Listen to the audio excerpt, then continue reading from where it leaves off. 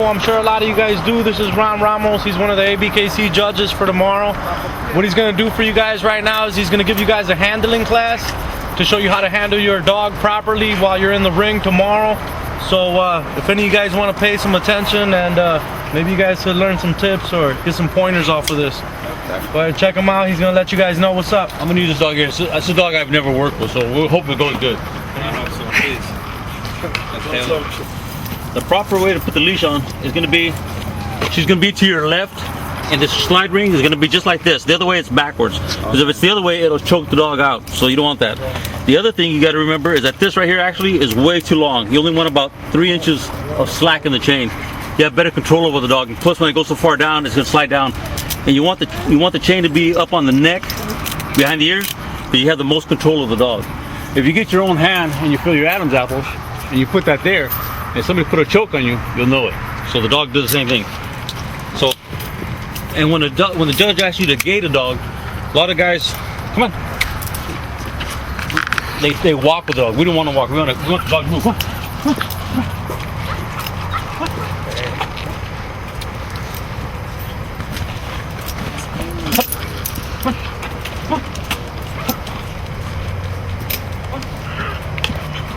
Stay. Then when you stack a dog, what happens, a lot of guys try to toss the dog too wide. And it doesn't work. Is you don't want to stack them out way out in front. It doesn't look proper. You guys want to clip the feet right underneath the dog. And in the rears, a lot of guys, they put the dog too far back in the rear. What you want to do with the dog, you're going to load the hock up like this. You're going to put the dog back. And this is called the hock. For all you guys here, this is the hock. We want the hock to be straight up and down. And it gives the dog out, right? Yeah, you don't want to like this, it looks terrible. You want to show the angulation, turn and stifle. So you want that up and down. And what it does also, and if you guys got dogs that have like lack angulation, we do a little trick we call loading the hock. And we'll pull the dogs up like this and set it down, and it makes the hock stay cocked and it looks better on the dog. There's little secrets that you do when you got a dog that has certain things that they lack on. Explain what you were talking about as far as gating. What did you mean by gating? Well, it's when we move the dog. A lot of guys don't understand. We want the full reach. Okay. You know, when you have a dog that's walking, he's not really showing his true athleticism. So when you gate a dog, you want to be moving pretty quick. You don't want him running, and you don't want him walking. So gating is the definition to let like a horse is trotting. Like a trot. And you see a lot of guys, they think they're cool, they're walking, it don't show me nothing. I want to see the dog's full reach in front and the rear to move in a beautiful fashion. If you see the dog straight in the rear, he's like this, very choppy. And when the dog's got adequate angulation, he can do that real nice motion, like a locomotive, you know, like you see a train, that arm goes back and forth like that. Real nice motion. So it's important to gate your dog properly. Just don't get out there and walk the dog, you're not impressing nobody. You're impressive when the dog is moving correctly. That looks great. You know, I go to shows and you see a lot of guys that they won't talk to their dogs. I'll baby talk to my dog. I don't care, man. Come on, baby. When I walk away with the hardware, talk all you want. Because I took home everything. I took home the medals. So it's very important to get your dog relaxed. Be patient with them. You don't want to break the spirit of a puppy.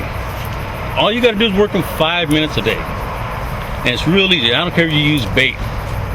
Bait the dog.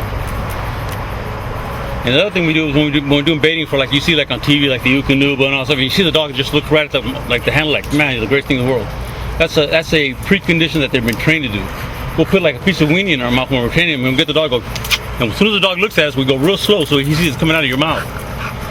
So in the show ring, when you do that, the dog's always attention to you. When you start to trot the dog, you put the bait like you act like you got bait, and when you're trotting, the dog looking at you it's real pretty. You see on TV. Mm-hmm. Like I was telling the guys earlier, you get the homies together and you have like a little pretend show, a little mock show. Each guy takes a turn being the judge. And what does he do? You stack your dog, and he comes up with a piece of bait. And it goes real slow. Make sure the dog's looking at you. Go real slow. Then the dog learns that he gives that real attentive look. It looks really nice. When the judge walks up and the dog's looking at the judge like, wow, you're the greatest thing in the world. It looks really awesome. You guys see it on TV. And those are some of the things we do, and it's not hard. It's a thing of just taking 5 minutes a day.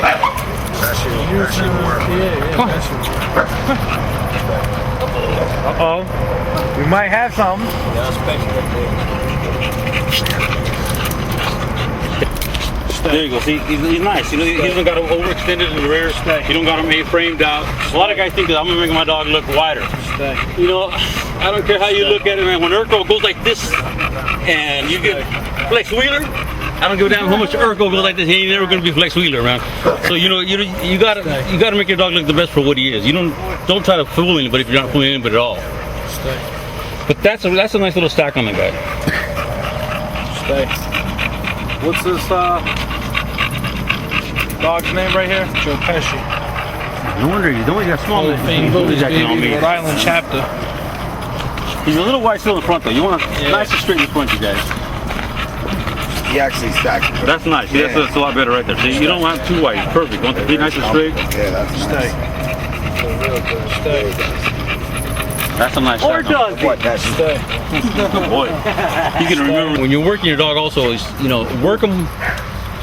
If you're gonna train a dog, like seriously, you're gonna work with them the following day. Don't feed your dog the day before. Have him hungry. And then you use a little bit of bait. And then that's why he's gonna be full attention. He's hungry, he wants to work, and you're gonna reward him with a treat. You know, and the other thing I was telling the guys is mix up the treats. Don't just give them a piece of chicken after chicken. It gets old after a while. So you get a little bag of, a little chicken, a little bit of beef, a little bit of cheese, and don't give it to them every time, like every other time, and just give them attaboy, rub them up, get them excited. That's random gratification, and that helps too. He's never know when he's gonna get his treat, and he's never gonna know what it is, so he's always excited, something new every time. And it's not a lot of work. It's just only 5 minutes a day, and you'd be surprised how much difference it'll make. When you're showing a bite, a lot of people, they'll get the dog, and they'll go like this, they'll get the dog like this, and they'll go like this, and they'll be leaning in. The judge wants to see the bite. What you do is you get your hand, you grab from here like this, bring the hand over, and show the bite.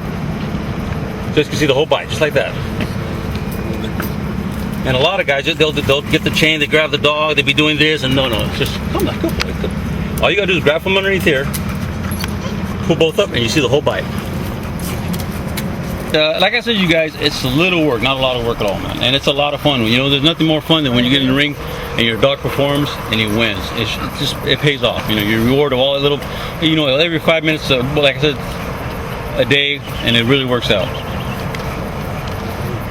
It's a lot of fun to win, man. So the more you put into it, the more it shows. A lot of people get in there and they complain that they're not winning and stuff, but they don't put the effort into their dogs. It's not a lot of work. I hear it all the time. I don't got enough time. 5 minutes, man. I saw it. 5 minutes. And I was telling the other guys too, like when you go in the yard, you got a piece of, everybody does it. You got a piece of chicken left over, you give the dog. No, don't give it to him. Stack. Make him stack. Then give it to him. That way it becomes a reflex for him. He'll stack all the time. From the mouthpiece. We keep it bully over here. keep it bully around here. Keep it bully over here.